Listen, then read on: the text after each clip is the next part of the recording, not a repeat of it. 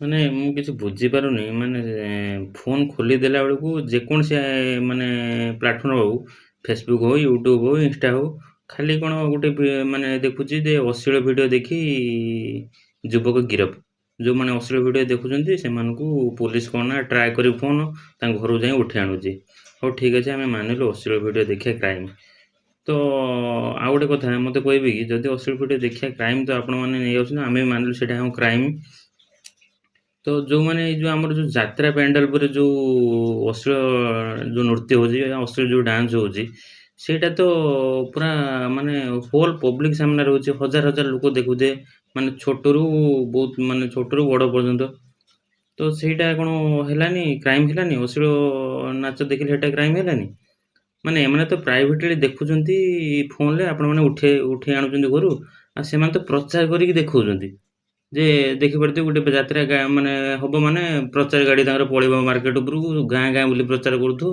କ'ଣ ଯେ ଆଜିର ରାତିର ଷ୍ଟେଜ୍ ଗରମ କରିବେ ଅମକେଇ ଭାଉଜ କିମ୍ବା ଅମକେଇ ମହାରାଣା। ମୁଁ କାହାର ପର୍ଟିକୁଲାର ନାଁ ନଉନି ଏଠି। ତ ଏମାନେ ତ ପ୍ରଚାର କରିକି ଅଶ୍ଳୀଳ ନୃତ୍ୟ କରୁଛନ୍ତି, ଲୋକମାନେ ଦେଖୁଛନ୍ତି, ପୁରା ହଜାରରୁ ହଜାର ଲୋକ ଦେଖୁଛନ୍ତି। ପୁରା ହୋଲ୍ ପବ୍ଲିକ୍ ସାମ୍ନାରେ ଏ ଅଶ୍ଳୀଳ ନାଚ ହେଉଛି। ତ ତାଙ୍କ ପାଇଁ କିଛି କାର୍ଯ୍ୟାନୁଷ୍ଠାନ ନାହିଁ। ତାଙ୍କୁ ଯାଇ ଆରେଷ୍ଟ କରୁନ କିମ୍ବା ତାଙ୍କୁ ବେନ୍ କରୁନ। ଯଦି ଆପଣଙ୍କ ପାଖରେ ଟ୍ୟାଲେଣ୍ଟ ଅଛି, ଆମର ଯେଉଁ ପୋଲିସ ପ୍ରଶାସନ ଅଛି, ଯଦି ତାଙ୍କ ପାଖରେ ଠିକ୍ ଟ୍ୟାଲେଣ୍ଟ ଅଛି, ତ ସବୁଥିରେ ସବୁ ଜାଗାରେ ୟୁଟିଲାଇଜ୍ କରନ୍ତୁ। ଖାଲି ଏଇଟା ନୁହେଁ ଯେ ଅଶ୍ଳୀଳ ଭିଡ଼ିଓ କିଏ ପ୍ରାଇଭେଟଲି ଦେଖିଲା କ'ଣ କଲା ତାକୁ ଯାଇ ଉଠେଇ ଆଣିବ। ଏଟା ବି ବ୍ୟାନ୍ କରନ୍ତୁ। ଏଟା ବି ମାନେ ଆମ ସୋସାଇଟି ଉପରେ ବ୍ୟାଡ୍ ଆଫେକ୍ଟ ପକଉଛି।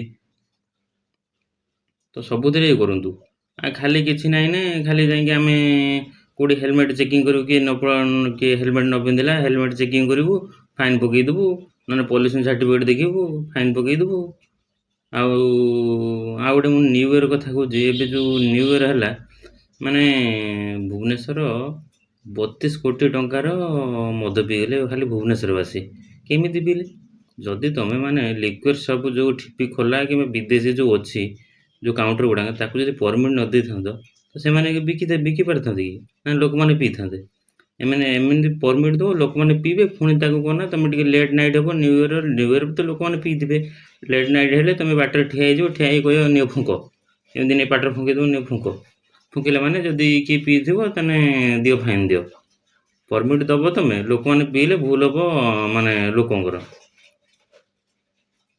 ଏଇଟା କ'ଣ ଠିକ୍ କଥା? ଆଉ ଭୁବନେଶ୍ୱର କଟକରେ ମାନେ ଏତେ କ୍ରାଇମ୍ ହେଉଛି ଦିନକୁ ମାନେ 50ରୁ ଏଭବ କ୍ରାଇମ୍ ହେଉଛି। ସେଠି ପୋଲିସ ପ୍ରଶାସନ କ'ଣ କରୁଛି? ମାନେ ଲୋକଙ୍କୁ ରାସ୍ତାରେ ହାଣି ଦେଉଛନ୍ତି, କିଏ କୋଉଠି